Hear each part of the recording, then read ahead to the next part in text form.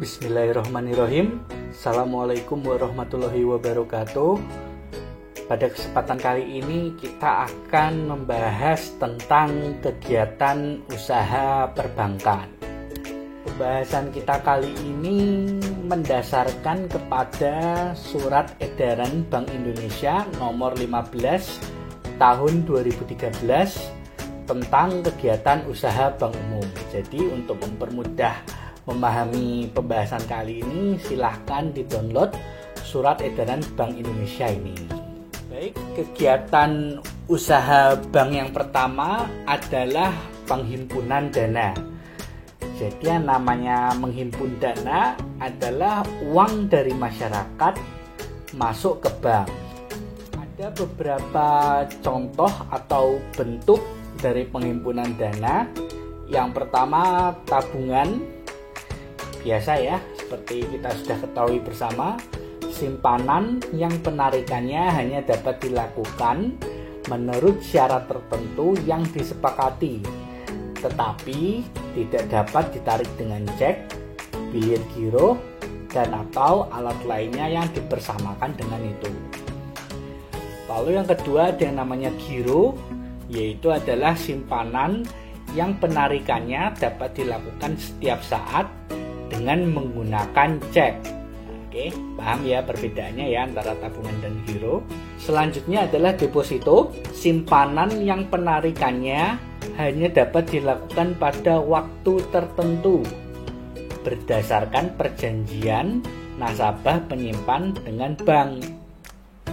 Jadi di awal sudah disepakati simpanan tersebut kapan bisa ditarik, enggak bisa ditarik sewaktu-waktu. Lalu selanjutnya ada simpanan deposito. Simpanan dalam bentuk deposito yang sertifikat bukti penyimpanannya dapat dipindah tangankan.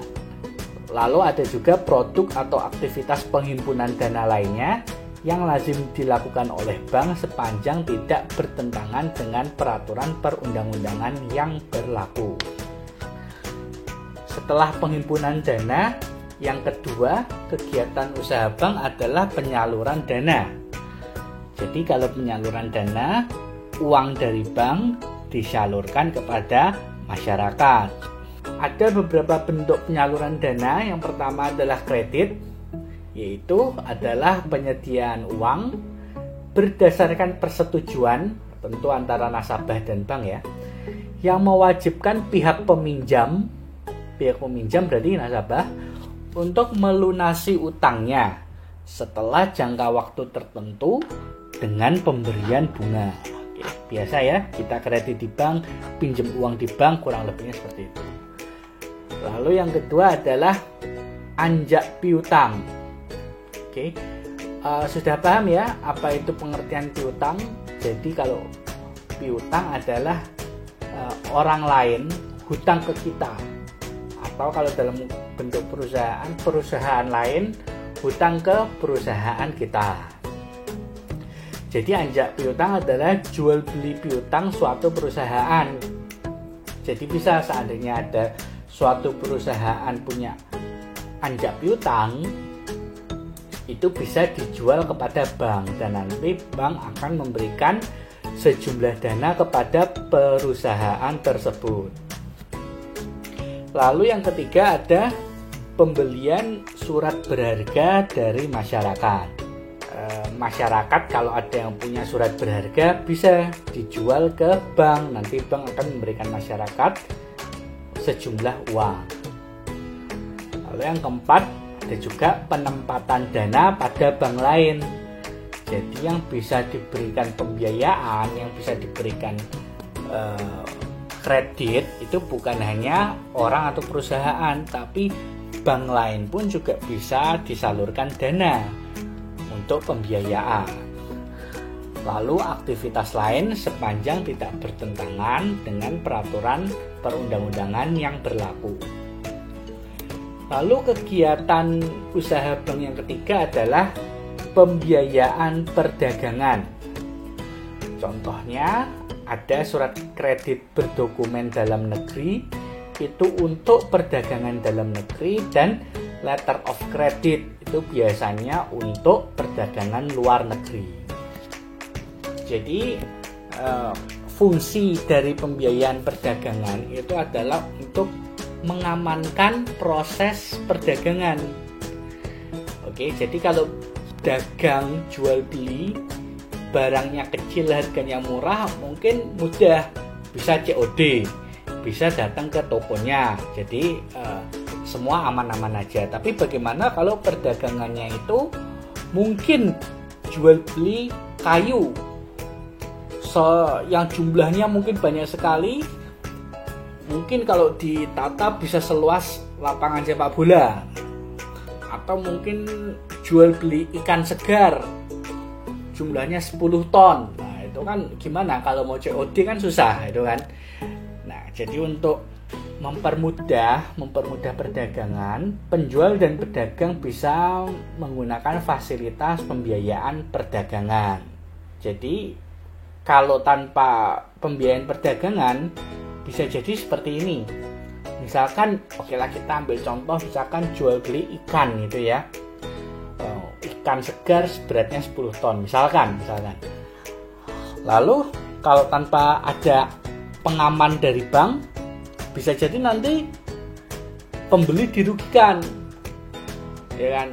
Misalkan sudah terjadi kesepakatan, lalu pembeli sudah bayar misalkan sejumlah 500 juta kepada penjual, lalu ternyata barangnya sampai, ikannya banyak yang busuk, banyak yang rusak. Nah, pembeli kan jadi terugikan. Atau sebaliknya, yang dirugikan justru penjualnya. Misalkan pembeli minta supaya barangnya dikirim dulu, setelah barangnya dikirim ternyata pembelinya lari, nggak mau bayar atau bayarnya cuma setengah, nggak mau bayar sesuai kesepakatan awal. Nah, penjual kan malah jadi dirugikan. Makanya ada yang namanya pembiayaan perdagangan. Kita lebih sering mendengar letter of credit gitu ya. Nah, baik, ini sedikit gambaran tentang letter of credit supaya mempermudah kita memahami. Misalkan antara penjual dan pembeli sudah terjadi kesepakatan. Nah, misalkan jual beli ikan seberat 10 ton misalkan itu ya. Nah, udah sepakat, lalu pembeli mentransfer melalui bank penerbit untuk diterbitkan LC. Jadi pembeli akan menempatkan uangnya di bank penerbit sejumlah misalkan 500 juta. Nah, lalu bank penerbit akan membuat letter of credit. Nah, letter of creditnya itu lalu ditransfer di bank penerima, tempat di mana penjual itu bisa mengambil uangnya. Cuman uangnya belum bisa diambil oleh penjual jika belum ada persetujuan dari bank penerbit, yaitu dari pembeli. Jadi penjual baru bisa dapat uangnya ketika nanti barang sudah sampai di pembeli dan pembeli sudah merasa setuju, baru nanti letter of creditnya diaktifkan dan penjual bisa mencairkan atau mengambil uang di bank penerima. Nah, ini juga untuk melindungi dari penjual. Seandainya barang sudah diterima, lalu pembelinya mau ngambil uangnya lagi, nggak bisa, kan uangnya sudah masuk di bank penerbit. Baik, kurang lebihnya seperti itu ya. Bisa dipahami ya bagaimana cara kerja letter of credit atau pembiayaan perdagangan. Selanjutnya, kegiatan usaha bank yang keempat adalah kegiatan treasury, yaitu adalah jual beli mata uang asing atau transaksi valuta asing. Ya, mungkin kita sudah sering mendengar dan mudah dipahami. Contohnya adalah kita mau menukar uang. Nah, menukar uang selain di money changer, bisa juga di bank. Baik, nampaknya kalau yang ini tidak perlu banyak penjelasan, langsung saja ke kegiatan usaha bank yang kelima, yaitu keagenan dan kerjasama. Yang pertama adalah menjual surat berharga negara, atau nama lainnya biasa disebut dengan obligasi. Lalu ada juga nih yang syariah, yaitu namanya surat berharga syariah negara, atau biasa disebut dengan sukuk. Lalu yang kedua ada menjual reksadana.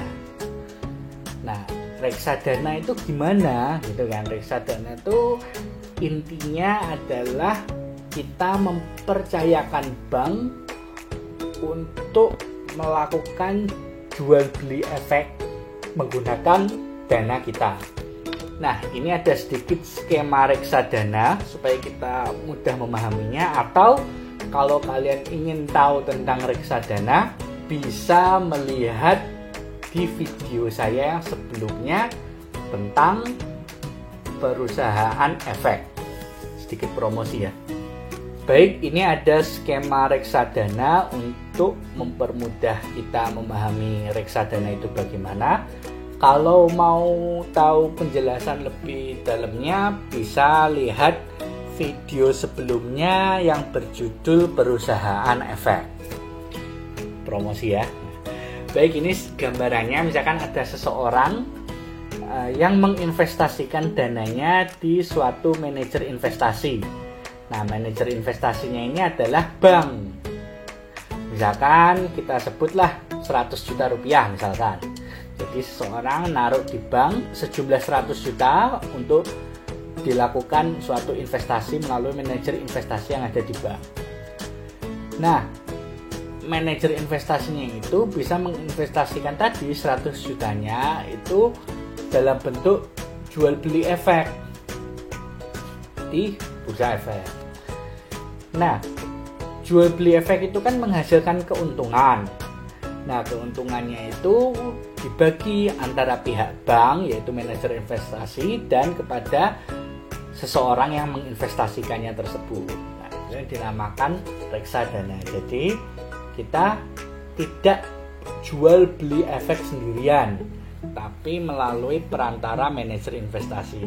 Nah, apakah membeli efek sendirian itu bisa? Maksudnya kita bertindak sendiri tanpa manajer investasi? Bisa. Jawabannya bisa. Kalau mau tahu penjelasan lebih dalamnya, nah lihat aja di cara membeli saham syariah di video saya yang sebelumnya.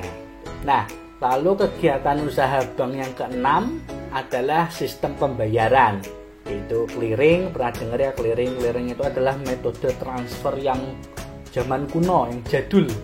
Jadi kita untuk transfer aja itu butuh waktu 2-3 hari. Dan kalau kita transfernya hari Jumat itu baru bisa masuk hari Senin gitu ya. Jadi kuno sekali, belum secepat sekarang itu. Sekarang dengan online, dengan ATM itu beda. Kalau clearing kita lewat teller. Lalu ada alat pembayaran menggunakan kartu atau kredit card. Lalu, nih untuk paham tentang kredit card, saya juga ada video sebelumnya yaitu tentang kartu kredit syariah. Lalu ada e-money, tahu ya e-money, kita sekarang bayar tol pakai e-money, kadang bayar parkir juga pakai e-money, belanja di toko-toko juga ada beberapa yang bisa pakai e-money gitu.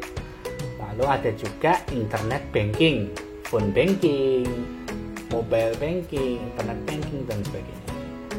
Lalu aktivitas sistem pembayaran dan elektronik banking lainnya yang lazim dilakukan oleh bank sepanjang tidak bertentangan dengan peraturan perundang-undangan yang berlaku. Kegiatan usaha bank yang terakhir yaitu adalah contohnya misalkan payroll atau pembayaran gaji massal.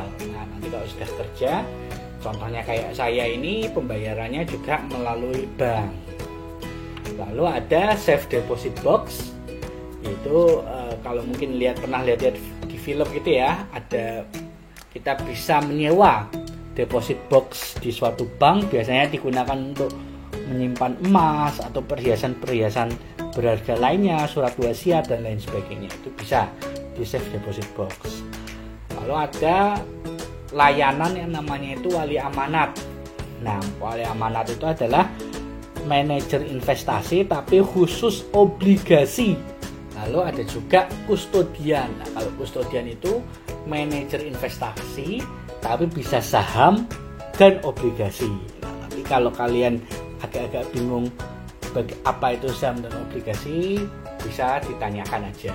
Baik, terima kasih sudah menonton materi pada hari ini. Semoga bermanfaat dan sampai jumpa di video selanjutnya. Wassalamualaikum warahmatullahi wabarakatuh.